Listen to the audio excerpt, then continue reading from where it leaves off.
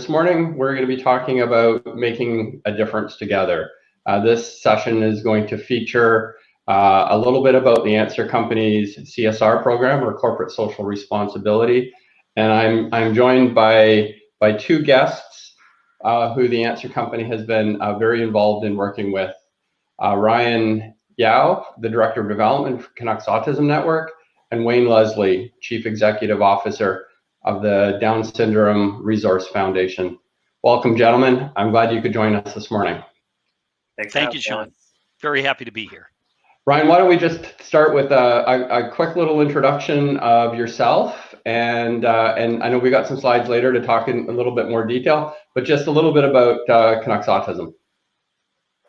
Yeah, thanks, Shawn. My name is Ryan Yao, and I'm Director of Development, as Shawn has mentioned. I've been with the organization for 11 years now, almost at the heart of when Canucks Autism started back in 2008, and I've been blessed to be seeing this program or this organization grow from 4 people in the office to over 30 staff that are impacting the whole province, and from one program to over 450 different programs across the province, and we'll touch about it a little bit later. Thanks, Ryan. And Wayne? The Down Syndrome Resource Foundation was founded in 1995. I was not there at that time. I've been with the organization almost 4 years now. We're the largest provider of Down syndrome, highly specialized Down syndrome services throughout British Columbia. We've been at our present location in Burnaby since the early 2000s in a custom design building.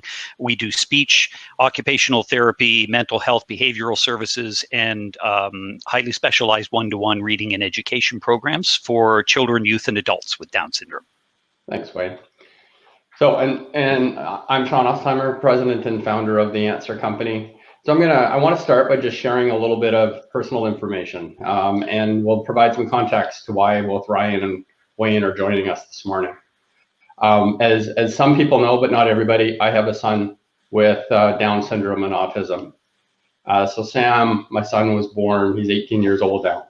And so when he was first born, and we didn't know at the time that we were going to have a son with Down syndrome.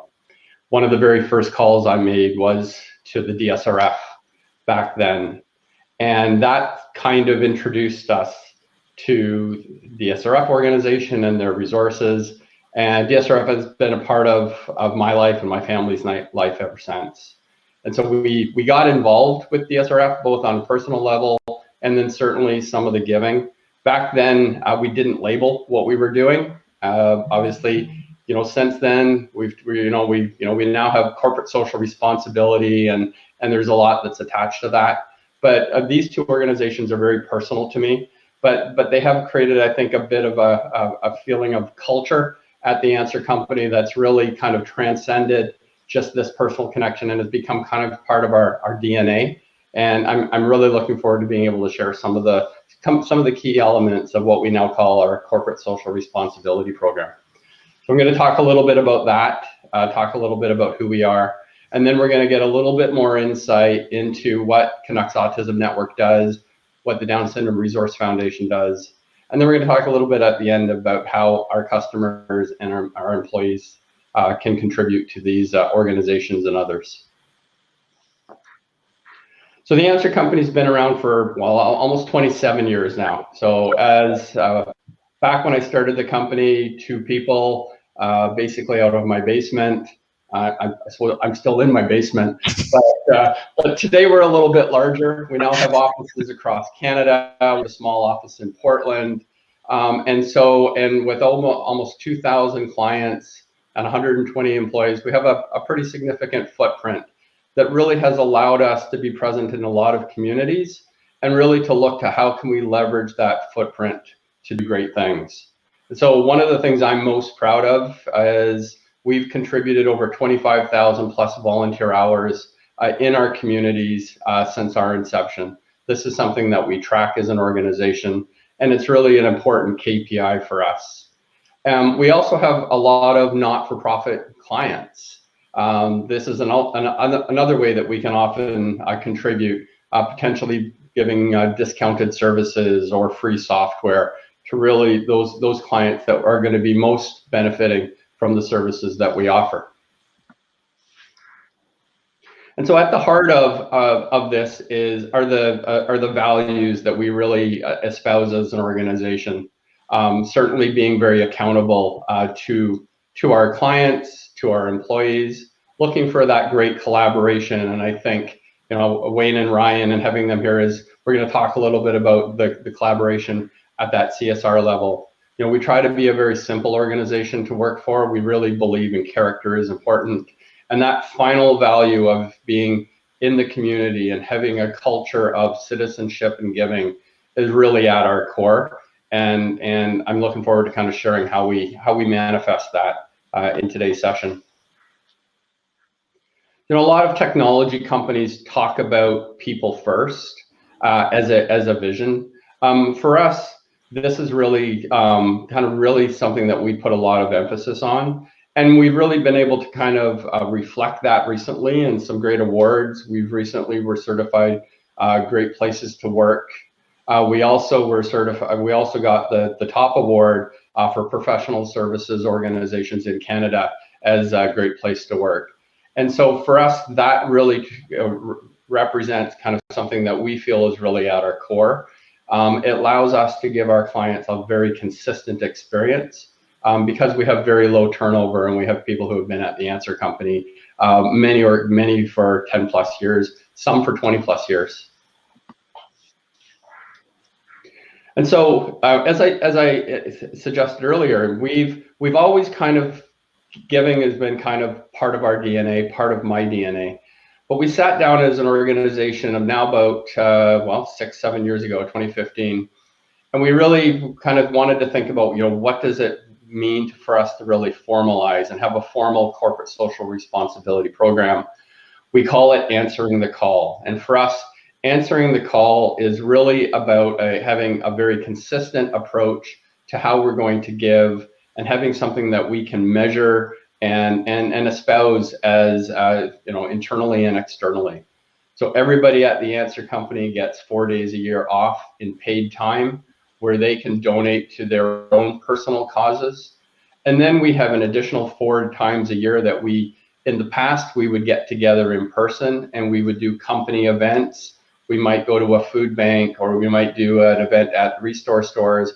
And the nice thing about these events is, with people across Canada, we could basically pick a day where everybody in the company would go to a Restore store in whatever city they lived. And then we could share on social media, and we could share internally the pictures of kind of what we were doing. And even though we're not all together proximity-wise, we were all together in spirit by doing this corporate giving. And so we have a lot of charities over the years that we've worked with. Obviously, given my background, you know, Canucks autism and Down syndrome research are really at my heart. But we have a lot of other organizations like Habitat for Humanity, Covenant House. We've also got a number of customers like Room to Read, like the Child Advocacy, where we've potentially done a little bit of different things, where we maybe have donated services or donated software to them. So these are all, each organization takes a little bit of a different flavor in how we ultimately do give and contribute, but it's all done kind of with a very consistent and common theme. So when we look at kind of what we've been able to accomplish, you know, we have and how we do that, we actually have a CSR team. Every city basically has nominated a person who sits on that CSR team, and they meet on a regular basis to talk about what we can do as an organization on an annual basis or a quarterly basis. And so and that team is actually going out and surveying our customers, and, you know, what would they like to do, so that we get a lot of engagement. Because one of the things that we learned really early in terms of having a corporate social responsibility program, that engagement was going to be critical to its success. And so we've put a lot of things in place to try to encourage that engagement. So that CSR team meets, they plan outings, and that's really what's allowed us to have that great number of 25,000 hours given. Then we have these other things where the CSR team may be approached by a salesperson who's working on a client, a nonprofit client that maybe is having a little bit of a challenge being able to fully fund the project. And so we'll look at that and say, well, maybe in this particular case, we'll give them some free services hours to help that client, which is what we did for the Calgary Area Child Advocacy Center, where we actually donated all of the professional services to help them use Sage Intacct. And then we have other types of situations that we're going to talk a little bit about a little bit later with Down syndrome and Canucks, where we're more participating in various events or doing other things for them. So we also do things like what we're doing right now, which we're going to talk a little bit about at the end of how you can potentially participate, is Room to Read. This is an organization that works toward girls' literacy internationally. And so we're running an employee donation campaign. And this is really a great campaign, both in terms of getting employees engaged, but we've also partnered with the Sage Foundation, which is obviously one of our key strategic vendors, who also have a giving. And so they've agreed to match the funds that we raise so that we really can get a multiplier effect to that campaign. So these are other examples. We've got other team members that are doing things like Movember, Cause for Care, which are writing. And so we get behind those personal volunteer efforts to really help those people, promote them, potentially doing fundraise. We're always looking for those opportunities where 1 + 1 = 3. So these, and in some cases, when we can add the Sage Foundation, 1 + 1 is actually often equaling 4 or 5. So it's great for us to be able to do those things. And so it's easy to kind of get, obviously I get a lot of personal satisfaction in terms of our CSR. But at a business level, there's also a lot of benefit for organizations and corporations in having a CSR, and we see it on a day-to-day basis. So obviously, giving that positive impact in the community is a great benefit. And where we can really align our values internally, it's going to help everybody kind of be on the same page. When we do postings on our internal internet, the ones that get the most activity and the most reads are always about these CSR campaigns that we're doing, because it really engages employees, and they love to know that as a company, we're actually in our communities giving back. We also see today it really helps us attract talent. I'm always amazed at how often the very first question that a potential candidate might ask us is, what do we do in our communities? They're not asking, what's my salary going to be, or what's my job description going to be? Those come later. So this has become a really important part of how we can kind of attract talent. And obviously it also, that then translates into retaining talent. It gives people extra job satisfaction, improves that in a way that people want to be part of the Answer company, which ultimately then contributes to talent retention. And I think finally, there's this kind of difficult to measure just idea of increased creativity that comes from having a CSR program. And I think that all of these things ultimately allow us as a company to say, it's really good for us as a business, but it's obviously also very good for the organizations that we're able to participate in. And so with that, we're going to talk a little bit about my two favorite organizations that we participate in, and some of the things that we've been able to do together. So let's start with you, Ryan. Awesome. Thanks, Shawn. So for those that don't know, a little bit about the Canucks Autism Network. We were first started in 2008. For those that aren't Vancouver fans, I'm sorry, but we are founded by the Vancouver Canucks. One of the brothers that part of the ownership group, his son is on the spectrum. He's an adult living on the spectrum right now. But when he was younger, they went through all the similar trials and tribulations that any individual or family living with autism had to face. And at that time here in the province of British Columbia, there were very little resources. There wasn't even funding. And so they banded together with many other parents, trying to figure out, what the government can do to step in. And when there wasn't that support being given, they decided, when they took ownership of the Vancouver Canucks, that maybe they can leverage the name and and do something greater for the community, similar to what Shawn and the Answer Company is doing here with their social impact. So 2008, the Canucks Autism Network was formed, not in a basement, but at a coffee table in the dining room. And it started off with a soccer program. The idea has always been to limit barriers, and soccer is a sport that has very little barriers. It wasn't hockey, as many of you can imagine. There's a lot of equipment and costs associated with that, but soccer being an international sport, played all around the world, not even necessarily with a soccer ball. And back when what's today Rogers Arena, it was called the Garage GM Place, our first soccer program was formed. And from there on, as I mentioned earlier, 450 different programs have expanded. We do skating lessons, as you can see in this photo. We do hockey programs. We do social programs. In this last couple of years, we've actually expanded to providing what we call meaningful employment opportunities. So we actually partner with various businesses and those that are job seekers, and patch them up with those that are on the spectrum that have the talent that just aren't being harnessed. So we take a very holistic approach here at the Canucks Autism Network with how we try to integrate those on the spectrum back into the community. The rates for autism right now are 1 in 37 here in British Columbia. That news actually hasn't been publicly made until today, where I'm actually talking to you all. The Ministry of Child and Family Development is actually going to be announcing that very shortly. Previously to this, it was 1 in 37.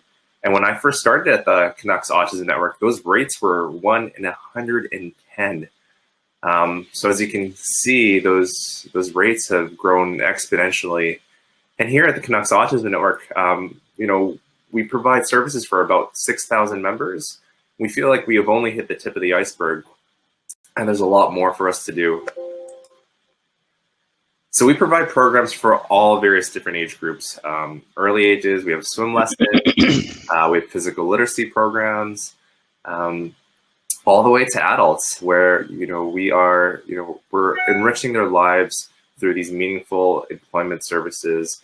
We work with groups such as Union Gospel Mission, Vancouver Airport Authority. We try to vary our different skill sets to give them the confidence in a safe environment to be able to once again go out there and be a valued member of society. So COVID has hit us like it's hit many other organizations. We closed our doors on my birthday, actually, March 16th. So it's a day that is no longer a happy day to remember, but we quickly regrouped. And by April, we were actually providing online programs for families all across BC that we actually never reached before, similar to how this webinar is reaching many different stakeholders out there. We know for those that aren't very familiar with BC geography, places like Prince George, Prince Rupert, Kitimat, they're smaller than the greater Vancouver area. And now we have families out there accessing all of our virtual programs, which has been amazing.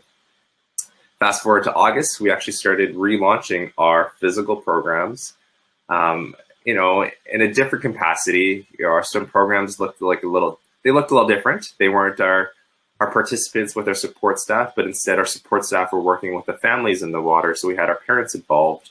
We got them out there exploring tobogganing and cross-country skiing, all these different activities that we actually never participated before, but our team was determined to make opportunities happen for these families. And I'm proud to say that despite COVID, we were able to provide over 7,000 program spaces this last year. So your impact by the numbers, just to give you guys a general sense, here at Canucks Autism Network, we really pride ourselves in every single dollar that's given. And for groups like the Answer Company, we can tell them, wholeheartedly that their impact is so great because we minimize the numbers that go to administration so that much more goes to the programs and helping the kids themselves. How you can get involved. Some of our upcoming events, one that's taking place right now is the CAN Virtual Challenge. So you can go to canucksautism.ca/challenge. It's a 5-day challenge with various different community partners. Yesterday, I had a cookie challenge where I had to take the cookie and actually get it from my forehead to my mouth. Surprisingly, this is a little party trick of mine, and I actually don't do the typical, moving your face and doing that. I can actually pop it off my head and catch it in my mouth, and I've got some extra donations there. We have all sorts of different fun events. One specifically that's not mentioned on this slide is the Can Reveal Gala that the Answer Company has supported since the inception. And it's actually a gala that takes place on the ice and raises significant funds for the work we do.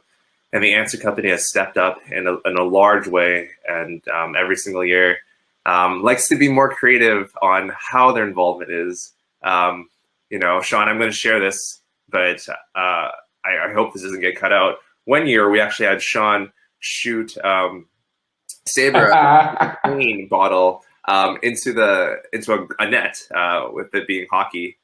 I stood a little bit too close to the net just to get just to film the Saber. He did a great job. He got it into the net, but I didn't realize there was a chance that he might have missed and might have lost an eye. But it was a great night. It was a great night. I remember that. So I remember I think it was the first year, Sam was actually invited to go up on stage and to be part of the auction.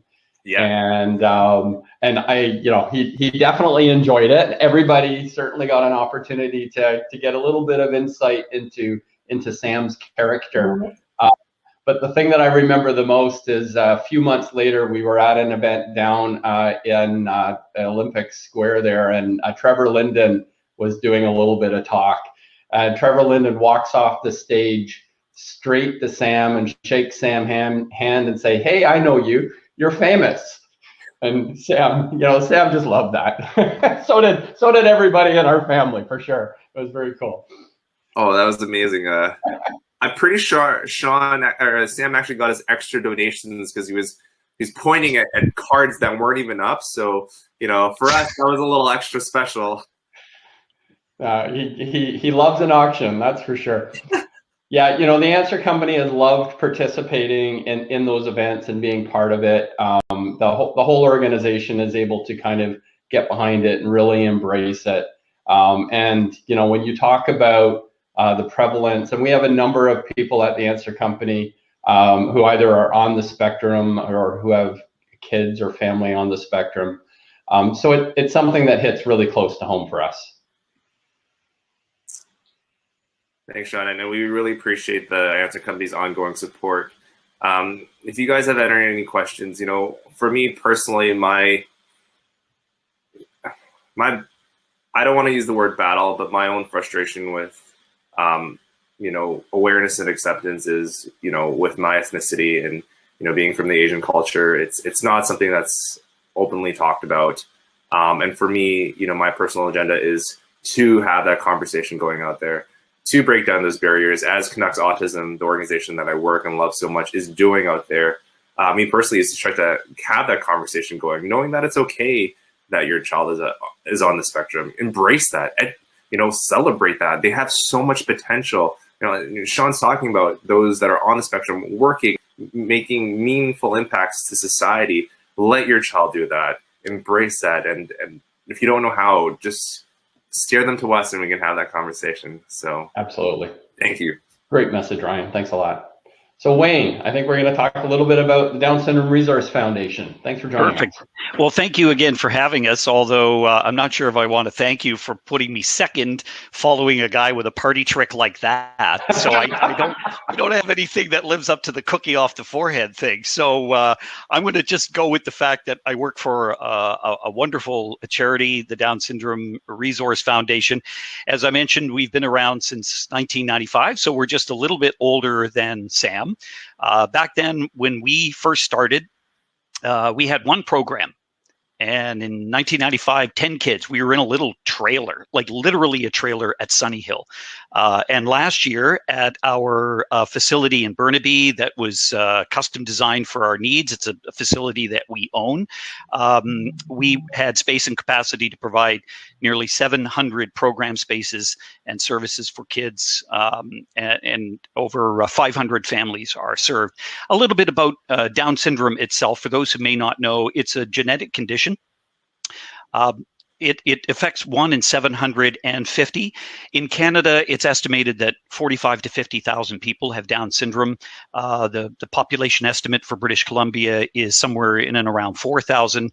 Of that, there's anywhere between 1,000 and 1,500 that are in the sort of key core age group areas that the Down Syndrome Resource Foundation provides services directly for. Today, this is everything from speech, language, and occupational therapies to individual and group education programs. A lot of them are pre-employment. We also do mental health support, which is a key plank, and understandably in the pandemic, this has actually rocketed to the top of the charts in terms of the needs of our families.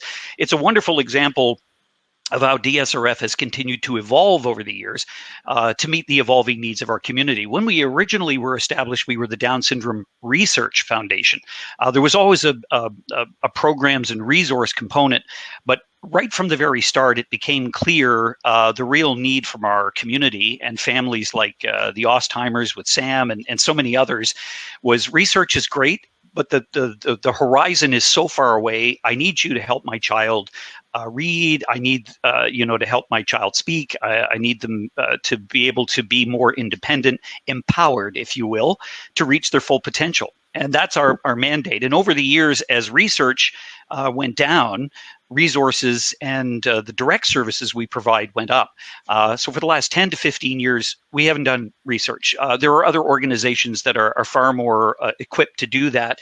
And we now have become the leading organization in British Columbia and one of the leaders in Canada, if not North America, in terms of the delivery of very highly specialized Down syndrome services like we've talked about. Along with that, we do information services to both equipped families and professionals who support the Down syndrome community. The key thing for us, and we'll talk about this with the corporate social responsibility context, and why that's so important to an organization like DSRF, which is a medium-sized charity. We're by no means big. We operate all of our programs and services on an annual budget that's just shy of $2 million. 90% of that is self-financed, self-fundraised. We get some help from provincial funders, but mainly it's all on us to raise everything we need. And the lion's share of that, I'm happy to say 84% of all the money we raise goes to working with children, youth, and adults with Down syndrome. The lion's share of, the line item that is human resources in our budget is therapists and teachers and direct service support staff. The fundraising that we do also allows us to heavily subsidize all of our programs and services. To give you an example, if you were to go into the private market, a speech therapy session could run you anywhere from $150 to $175, sometimes up to $190, $200 an hour. Ours are under $100. So we also have various bursary programs that are designed to further help support families to make sure that money is never a barrier to getting the services they need. And you can see that we have a robust set of programs and services, which I'm happy to say, if we were to come back next year, you'd see some changes because we're constantly evolving and constantly innovating. And one of those really was the result and the outflow from the COVID-19 pandemic, which 2020, interestingly enough, was our 25th anniversary.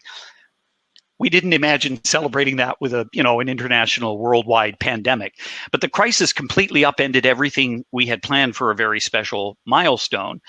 But it also has provided us with some very unique opportunities that I'm happy to say, despite 2020 being an exceptionally challenging year for the Down Syndrome Resource Foundation, now that we can finally see the light at the end of the pandemic tunnel, I'm very happy as I sit here today to tell supporters like you in particular today, the Answer Company, who have stayed with us, stayed by our side through very difficult times. And we know it's been difficult for you as well as for us. We're now poised to come through COVID-19 strong with expanded services to support more families. So while COVID-19 presented us with a lot of obstacles, it also forced us to be innovative, to adapt, to create new ways of providing our essential services. Even before the pandemic, for instance, the idea of virtual therapy and education was thought about, but COVID really sped up something we thought would need a lot more time to get going. From the start of the lockdown, it took us literally just a few short weeks to get our virtual services up and running. And those online services are here to stay because they've become even more essential to more families because they allow us to greatly expand, like Ryan had mentioned for the Canucks Autism Network, the ability to reach areas that we couldn't before. So for the first time, we provide now enhanced direct services to Down syndrome families who are in particular outside the Lower Mainland. It also led to the creation of a lot of new resources for families, like the launch of 321. This is Canada's first and only Down syndrome magazine. We've done that in partnership with other leading Down syndrome organizations. We created The Lowdown. It's a Down syndrome podcast. We created more than 60 learn at home lesson plans that families are still relying on today. A new webinar series and more. So as hard as COVID-19 has been, it has shaped the future of DSRF in some very positive ways. And there is one very positive way that also is connected directly to our ability to raise money, which I'm sure we'll talk about. And that's a contribution that the Answer Company has made to one of our key fundraising platforms. That's our Up the Down Market dinners, which we hold in Vancouver, Calgary, Montreal, and Toronto every year. And our ability to weather the COVID-19 storm and still fundraise and still make those successful, I'll be honest with you, we could not have done without the support of the Answer Company. And it speaks to how it's not always about the money. It talks about what Shawn mentioned about the time and the value of the contributions in so many different forms to organizations like DSRF. So we're incredibly grateful for everything that organizations like DSRF have made to DSRF, contributions that the Answer Company have made to organizations like DSRF and the Canucks Autism Network, because really everything we do rests on supporters like you. In particular, one of the concepts around corporate social responsibility that is so incredibly valuable to DSRF is you can see from the numbers, we're not a behemoth of a charity, and we fight in terms of competing for fundraising dollars with some huge charitable machines that have the ability to really reach out to the general public and do mass appeals. So in particular, our success, and we have a fund development team of 3 people who I often say are in many ways the backbone of the organization, because they punch above their weight class. They raise 90% of the nearly $2 million we need, and it typically is done not through mass appeals. We have to in a very focused way, work on leveraging connections, first, second, and third typically. And that's where corporate social responsibility programs become so important, because they're not geared toward mass appeals to the general public. You'll never see us advertising on television or in big major publications, because it just takes too much resources. And we wouldn't be able to hit our target of staying within that 80 to 85% of the money we raise going to our programs and resources.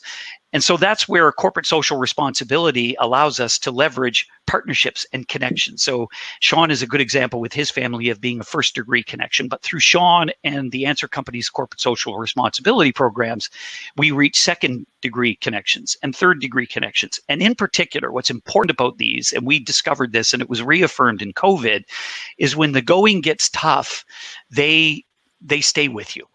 And that has made such a huge difference. And it's really been key to DSRF, not only, as I said, surviving COVID-19, but thriving, and now being able to help even more families in more ways, in more places in British Columbia. Well, Wayne, thanks for sharing that.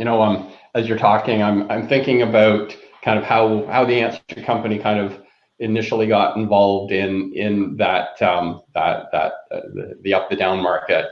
Obviously there was me having Sam, we've always had this personal connection with the SRF, but it was really that evening sitting at the end of the event, and at the time the event was all on paper and it was very manual, and thinking, you know what, we're an IT company, we could probably help with that, and embarking upon this process to take that event, which I think is one of the coolest events. It's for anybody who doesn't know, Up the Down Market, it's basically a little mini market. It's an evening of buying and selling stocks, and it's a lot of finance type people and insurance and that kind of stuff that attend this event.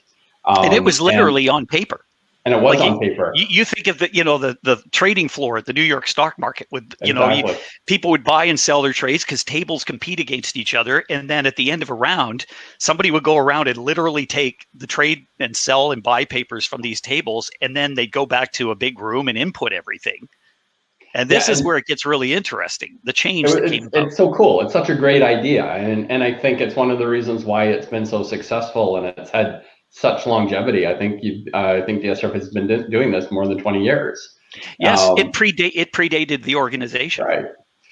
For us and our team, what made this really interesting, while it was a few people who were basically doing a lot of the coding and moving it to the cloud, during the testing and the evaluation, we built teams within the Answer Company to actually run the event, kind of mock and make sure it all worked, and it got everybody in the company exposed to what we were doing, and it just generated a whole lot of interest and enthusiasm, and every year since, as we're participating, I think everybody can just get behind this, and we actually take a ton of pride in knowing that how much this event ultimately ends up contributing to what you guys do. So you and I talked about this in the last, because you still go to these dinners in all of the different markets. Virtual allows us to do that, certainly. But we talked about this, and I mentioned this. If it was not for the innovative thinking coupled with your corporate social responsibility program, when you said, you know what, I think we can find a way to digitize this, and it's now all these trades are done on tablets and they go through, and that was done. I said in one of those sessions, I don't know if you had a crystal ball, Shawn, but if you and the Answer Company had not made that innovation, which started 6 years ago, 6 years ago, I think, yeah. And we had hit COVID-19 and we were still paper, that event would have been dead in the water. Right. We firmly believe, because the turnaround that would have been needed would not have been possible in the middle of COVID. Right. We would have been able to figure it out eventually, but we would have lost an entire year. And to put this in perspective, we run a budget of about $2 million. Up the Down Market dinners are a line item of about $500,000. Right. So if we had lost Up the Down Market in 2020 because of COVID-19, we would have been in serious trouble. So to say that, the forethinking and the corporate social responsibility aspects of what the Answer Company does, which led to those types of innovations, saved our bacon, is not an understatement. Appreciate that. Nice to know. You know what? We want to know that we believe we have an impact. We're doing things because we want to make an impact, so that, when we hear that we did, in fact, have that impact, who's not going to be proud of that, right? Yeah, you should be, because we are. Thanks for that, Wayne. So we're coming up near the end of our session. So I just wanted to kind of circle back on a few things that I talked about a little bit earlier. One of our current campaigns, Room to Read, they're actually a Sage Intact customer that is really investing in international education for girls in low-income communities. We've been running this fundraising campaign to raise money that's going to be co-matched by the Sage Foundation, and certainly, would love anybody who's attending this morning's session. If you can participate, that would just be fantastic and help us toward our goal of raising $10,000 for Room to Read. And one of the things I'm often in sales meetings, I'm talking about a little bit about our CSR, especially when we're talking to nonprofit customers, because we're always looking for how can we turn 1 + 1 into 3 or 4. And so anybody who would like to reach out to me, who has maybe opportunities for us as an organization to participate with them in campaigns, or would just like to learn, how did we kind of build out this program and really evangelize it within the Answer company so that everybody's on board. I love having those conversations. I'm always available. And so Ryan and Wayne, I from bottom of my heart, thank you for attending. Thank you for allowing the Answer company to continue to be part of your organizations. And thank you for supporting me and my son. So with that, I would like to, we'll call it a day. Thanks a lot. Thank you, Shawn. Pleasure to be here. Thank you so much.